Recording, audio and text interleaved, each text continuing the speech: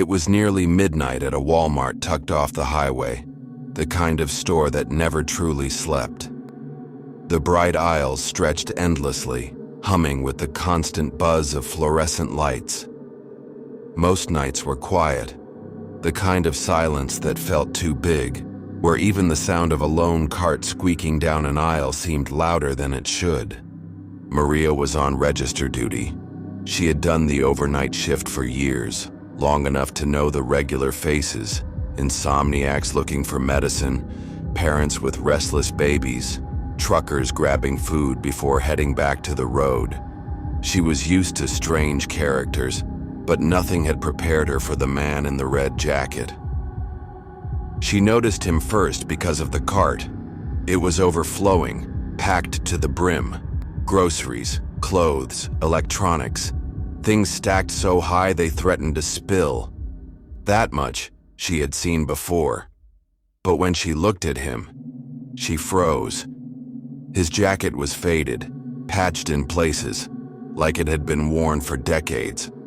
His skin was pale, not just sickly, but waxy, like the color of candlelight after the flame goes out. His eyes didn't seem to focus, drifting from her face to the register and back again. Still, she greeted him like any other customer. "Evening," she said, forcing a smile. The man gave no reply. She scanned the first item, a box of cereal. The familiar beep echoed, but when she placed it on the bagging counter, it was gone. Maria blinked, checked the floor, the counter, even inside the empty bag. Nothing. She frowned, scanning the next item, a jug of milk. Beep. Gone. Her hands shook slightly. "Sir," she whispered, "are you—" But the man in the red jacket simply watched her, his lips twitching into the faintest smile. She rang every item, one by one. Each vanished. The cart emptied, yet the scanner kept tallying, the screen showing the growing total. Finally, the register printer whirred, spitting out a receipt. Paid in full. Cash. When she turned to hand it to him, he was gone. No footsteps, no doors swinging, just empty air. The receipt was warm in her hand. Maria told her supervisor, but he laughed, brushing it off as fatigue. But whispers began to spread. Other cashiers claimed to have seen him. The same pale man in the red jacket. The same vanishing groceries. Always at night, always silent, always leaving behind a perfect receipt. And then came the tapes. Security pulled footage from the register camera after another sighting. On screen, the cashier was alone, scanning empty air, bagging nothing. The cart appeared empty from the moment he walked in. The receipt printer spat paper, but no one stood in the lane. The cashier swore the man had been there, inches away, watching. But on camera, nothing. They called him the customer who never paid. The encounters grew stranger. A cashier named Elena once printed a receipt that didn't list groceries at all. It listed names, hers, her co-workers, her managers, each with a number beside it, like a countdown. Terrified, she dropped it, but when she picked it up again, the names were gone, replaced with normal items. Another worker swore she stood behind the man in line when he checked out. She said she saw the groceries melt into the floor, dissolving like wax. When she screamed, the man turned and smiled at her, and she fainted. Customers began whispering too. A woman reported seeing a man in a red jacket standing outside the entrance, cart full of bags. But when she blinked, the bags were gone. Another claimed she saw him walking the aisles, always silent, never picking anything up, just pushing an already full cart.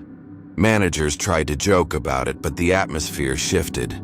No one wanted to work the graveyard shift. The registers near the entrance flickered at night, screens glitching, numbers running backward. Sometimes receipts printed blank. Other times, they printed strings of gibberish that looked like symbols. Maria couldn't shake the memory of his eyes, hollow, knowing. One night, she was alone on her lane when the air grew cold, her breath visible in the artificial light. The lane light flickered, buzzing faintly. And then she saw him. The red jacket. The cart piled high. Her hands shook as she scanned the items. Each vanished as before, swallowed by the air. The cart emptied. The printer whirred. But this receipt wasn't like the others. This time it bore only one line, scrawled not in ink but in jagged handwriting across the paper itself. "You're next." Maria's vision blurred as panic surged. She looked up. His hollow eyes locked with hers, his faint smile stretching too wide, unnatural. And then he was gone. The cart, the man, everything. She screamed and her manager ran over. But all he found was Maria sobbing on the floor, clutching the slip of paper. When he took it from her, the receipt was blank. Maria never returned to Walmart, but her story didn't end there. Weeks later, she received a receipt in the mail. No return address. It listed only her name and a date. That date was the day she vanished. Her apartment was found locked from the inside, a Walmart bag sitting neatly on the counter. Empty. Today, employees still whisper about the man in the red jacket. New hires laugh until they see receipts print on their own, or hear footsteps in the empty aisles at night. Security tapes sometimes glitch, showing flickers of a figure standing at a register, blurred and pale. And sometimes, if you linger near the lanes after midnight, you might catch a glimpse of him, cart full, waiting. If you're unlucky enough to be the cashier, pray the receipt is blank. Because once your name prints, you won't leave the store. The back rooms of Walmart always felt different from the store itself. Customers only saw the bright aisles, the cheery music, the busy registers. But behind the swinging gray doors was another world. Dimmer, colder, silent, except for the hum of machinery. Narrow corridors ran like veins lined with pallets, forklifts, and doors that led into walk-in coolers and freezers. Jake had worked there long enough to know the routine. Count stock, rotate boxes, fill orders. He hated the freezers most of all. Not for the cold, but because of the way sound seemed to die the moment the door closed. No echoes, no hum of life, just a heavy stillness. He used to joke it felt like being buried alive. On that night, he was alone in the meat freezer. The others had taken the dairy and frozen produce, leaving him with the longest list. His breath clouded in front of him as he wheeled in the cart, the fluorescent light above flickering in sickly intervals. The steel door clanged shut behind him with its usual finality. He started counting. Boxes of chicken stacked like bricks, frozen beef slabs sealed in plastic. His pencil scratched against the clipboard. He worked quickly, eager to finish. But then, knock. It was faint from behind him. He turned slowly, his breath catching in the frigid air. The door loomed at the far end, its small glass window frosted over. Nothing. He waited. Silence. He turned back to his work. Knock, knock, knock. This time louder, deliberate. His chest tightened. He set down the clipboard, walked to the door, and pressed his gloved hand against it. "Hello," he whispered. His voice sounded small in the icy air. No reply. He yanked the handle. It moved freely. The door creaked open. The hallway outside was empty. He stood there, shivering, staring at the humming back room.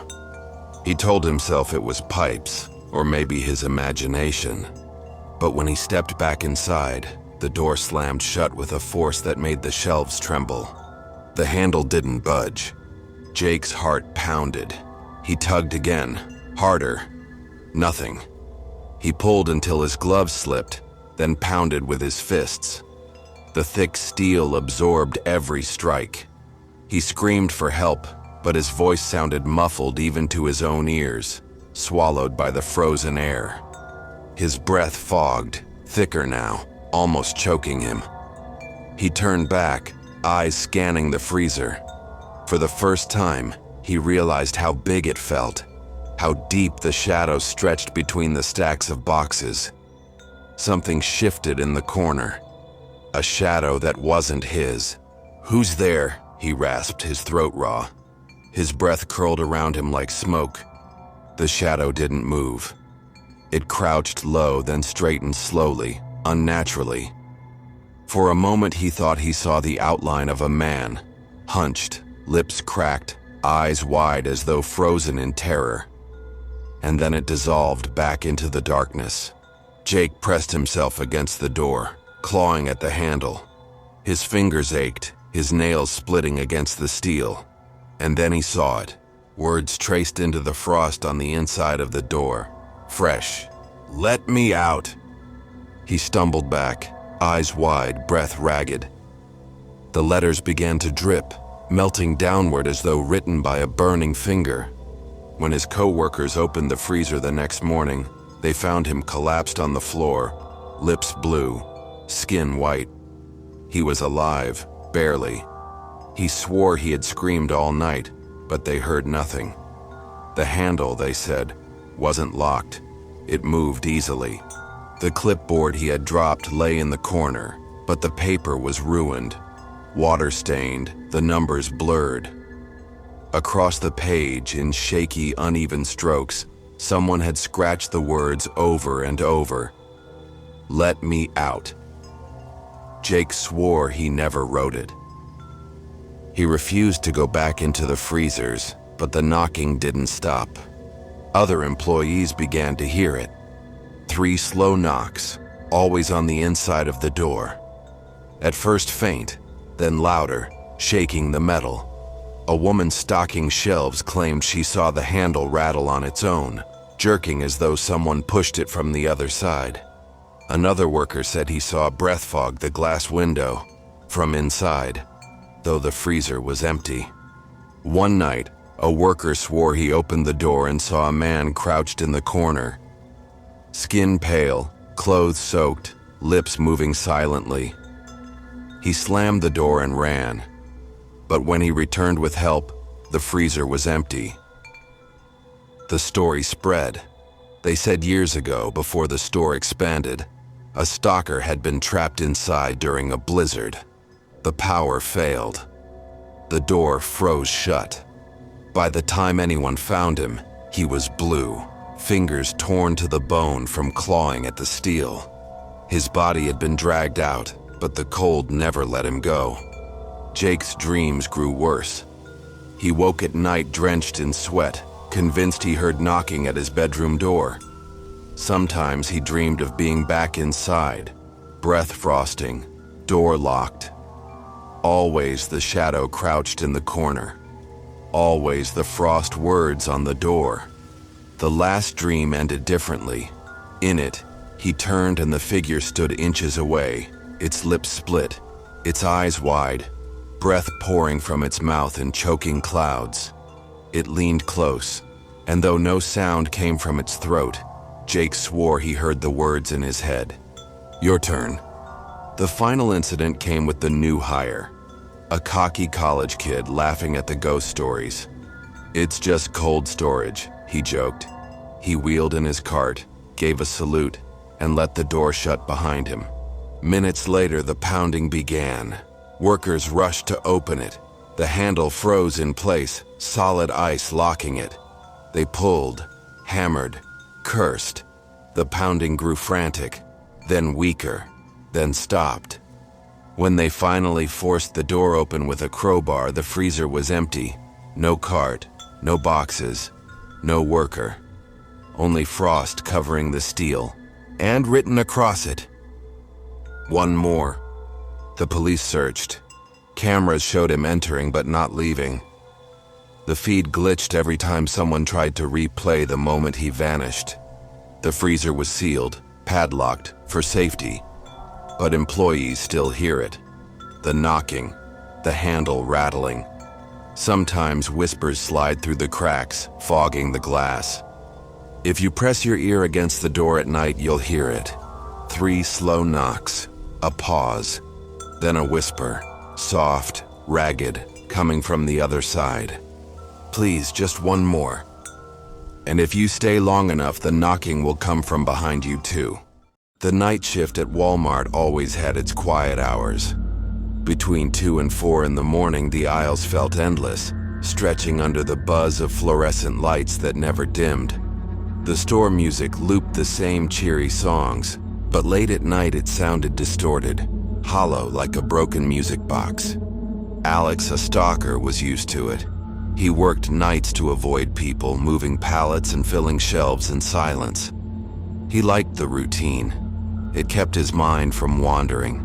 But one shift, while restocking cleaning supplies, he noticed something strange. When he turned the corner, there was an aisle he didn't recognize. The signs above it looked faded, almost older than the rest of the store. The shelves were stacked with toys, but not the kind Walmart sold anymore. Dusty action figures in yellowed packaging, rows of Barbie dolls with styles from the 1980s, boxes of board games Alex hadn't seen since he was a kid. On the lower shelves, VHS tapes lined up neatly, their covers warped and colors dull. He frowned, checked the store map on his handheld scanner. That aisle wasn't on it. In fact, the system claimed he was standing between aisles 14 and 16. There was no aisle 15. The lights above flickered. For a moment, he thought he heard children laughing, faint but unmistakable. Then silence. He wheeled his cart inside. The air felt different there, colder somehow, heavy with the smell of dust and something else. Old plastic, like a garage sale locked in for decades. He picked up one of the dolls. Its glassy eyes seemed to shimmer under the buzzing lights. When he blinked, he swore its painted smile shifted slightly wider. He dropped it back and kept moving. Halfway down, he noticed the end of the aisle seemed farther away than it should have been. No matter how many steps he took, the shelves stretched on, repeating rows of toys and tapes. The same board game box appeared again and again, the same doll, the same VHS cover. He turned back, heart pounding. The cart was gone. The lights above flickered again, plunging him into a dull red glow. Shadows stretched long and wrong across the floor, and then he heard it clearly this time, giggling, echoing from behind the shelves. "Hello?" he called, his voice cracking. The laughter stopped. He turned the corner, expecting to find kids playing a prank. Instead, the shelves were empty, every toy gone. Only rows of VHS tapes remained. He pulled one out, dust caking his fingers. There was no label, just black plastic. Against his better judgment, he carried it toward the end of the aisle. He turned the corner and then nearly screamed. The aisle didn't end, it looped. He was back where he started, staring down the same shelves, the same flickering light. The cart was there again, parked neatly, and inside it, stacked high, were dozens of VHS tapes, all unmarked. When he stumbled out into the regular aisles, gasping, his co-workers looked at him like he was crazy. "What aisle?"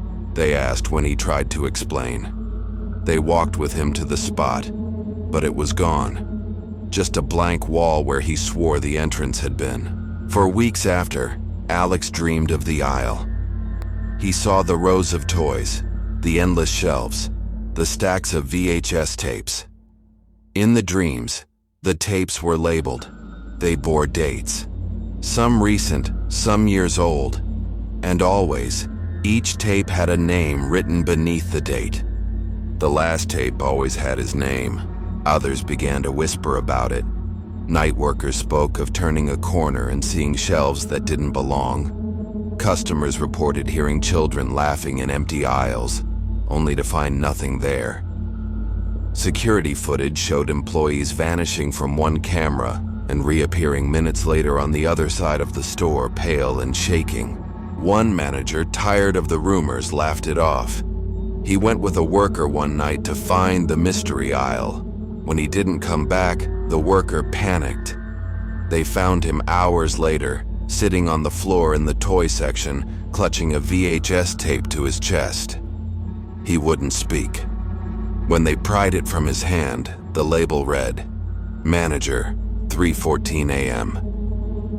The store had no record of anyone making tapes. The cameras showed nothing. The last time Alex saw the aisle was his final night at Walmart. He walked past where it should have been, heart hammering, when the lights flickered. The faded aisle sign appeared above him. His cart rolled inside on its own, squeaking wheels echoing in the silence. He froze, but then he heard the laughter again, children giggling closer now. He turned and ran. He quit the next day, never explaining to anyone. But sometimes late at night he swears he hears it still, the squeak of a cart and the faint laughter of children. And when he closes his eyes, he sees the aisle stretching endlessly before him, shelves lined with tapes. The last one always has his name, and the date is always tomorrow. Walmart at night was never truly empty, but it always felt wrong. The overhead music played softer, the bright fluorescent lights flickered a little more often, and the aisles, endless in daylight, seemed to stretch further into the shadows. Night shift employees always said the store had a weight to it after midnight, as if someone unseen was walking the floors, watching from the corners. Tom was new to overnights. He'd been assigned to stock the paper goods aisle, not glamorous work but simple enough. He was stacking rolls of paper towels when he saw her. She walked past at the end of the aisle, pushing a cart filled with items to be shelved.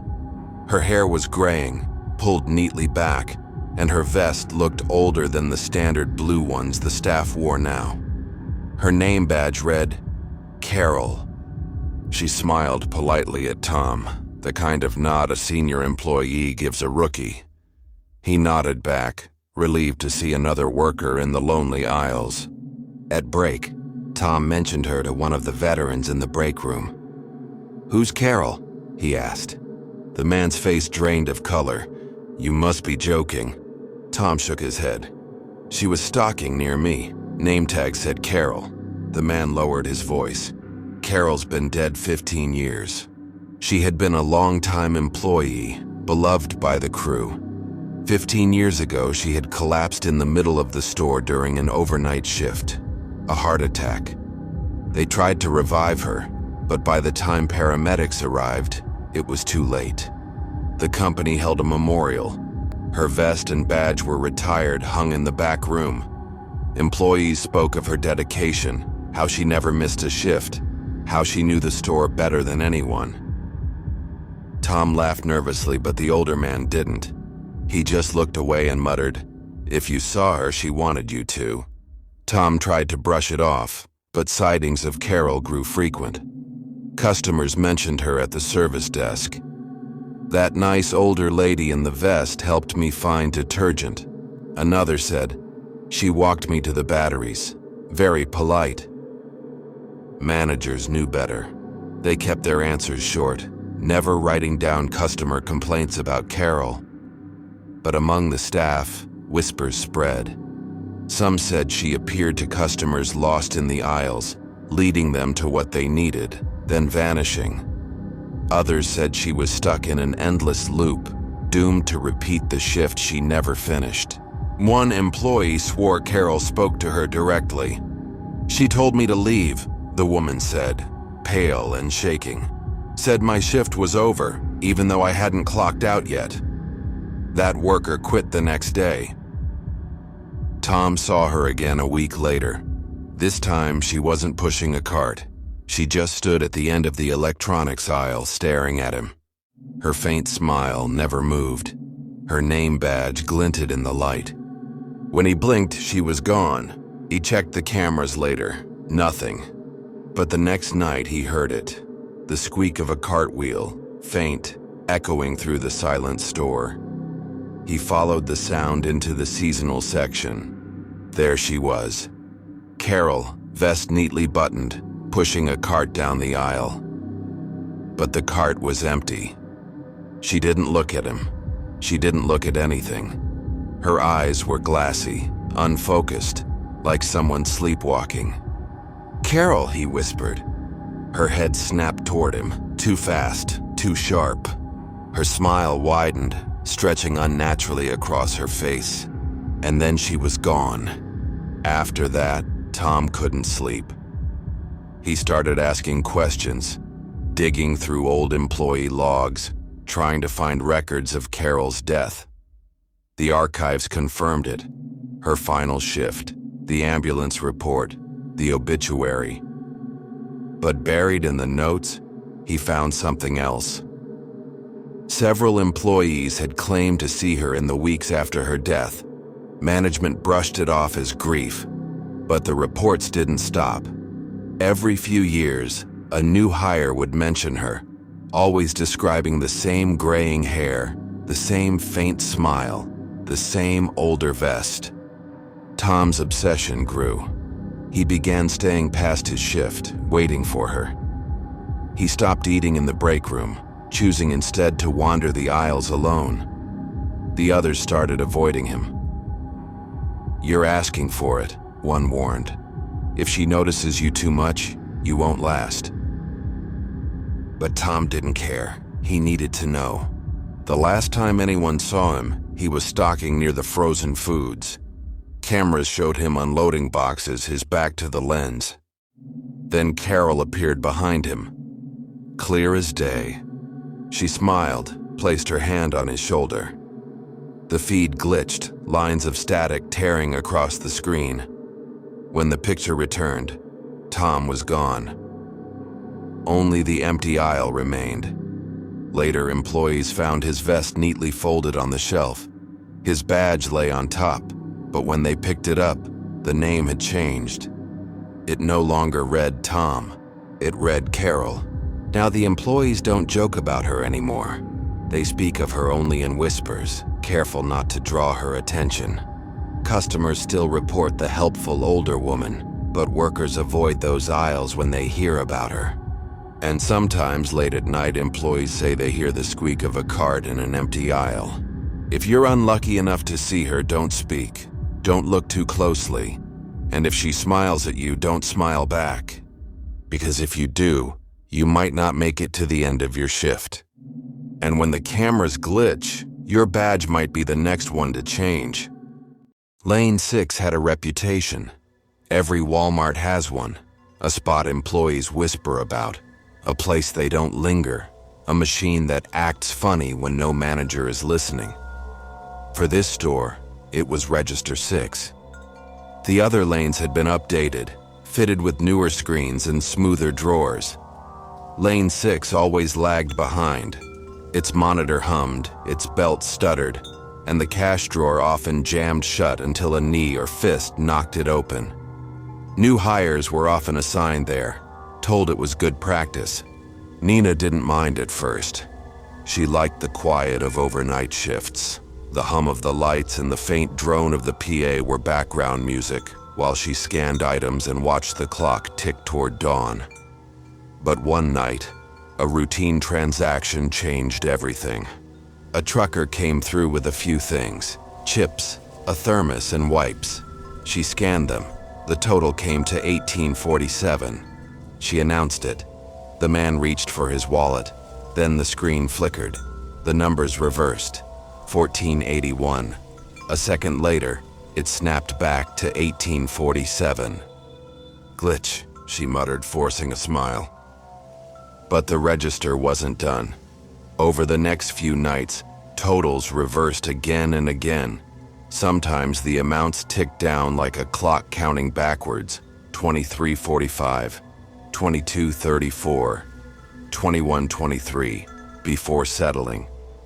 Every receipt had the wrong time on it: 3:17 a.m., no matter when the items were bought. The drawer was next. At first it wouldn't open when it should. Then it began opening by itself, slamming hard enough to rattle the counter. Coins spilled onto the mat like the machine was spitting them out in disgust. One night, when the lane was empty, Nina heard the printer chirp. She rushed over. A single slip of paper curled into the tray. No items, no total, just one word, repeated all the way down the page. When Nina mentioned it to her co-workers, the older ones went pale. "You've heard about Lila, right?" one asked quietly. Nina shook her head. The story spilled out. Years earlier, Lane 6 was the scene of a robbery. A jittery man with a gun demanded the drawer. The cashier, Lila, did as trained, but the drawer jammed halfway. The robber panicked. A shot rang out.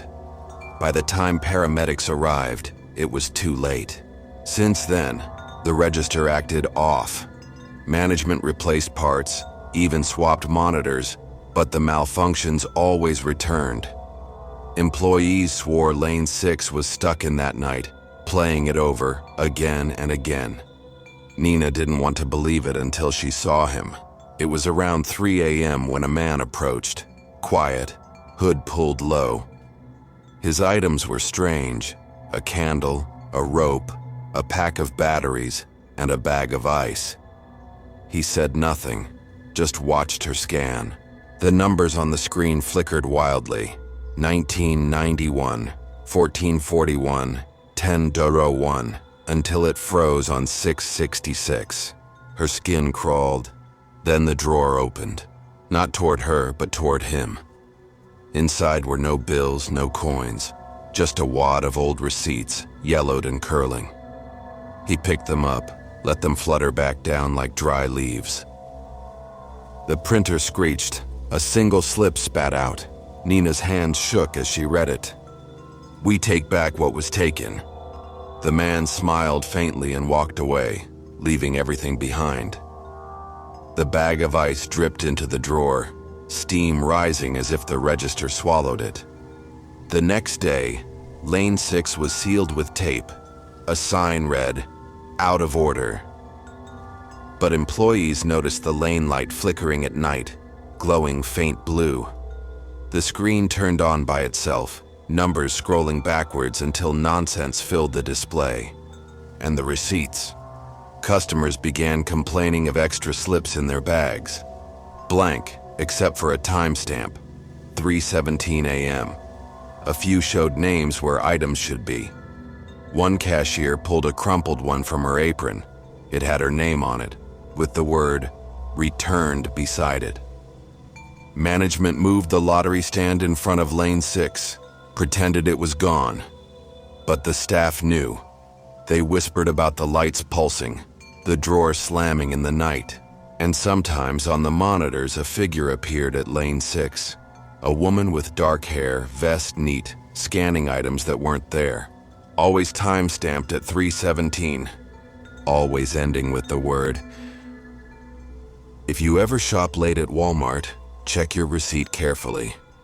If the time says 3:17, don't read the rest. Don't look for your name, don't keep the slip. Because once the register counts backwards for you, it's only a matter of time before it takes back what was taken. If you made it this far, thank you for spending your night with us. If these stories gave you chills, there's plenty more waiting. Don't forget to subscribe to Night Fear Stories for new terrifying tales every single night. Sleep well, if you can.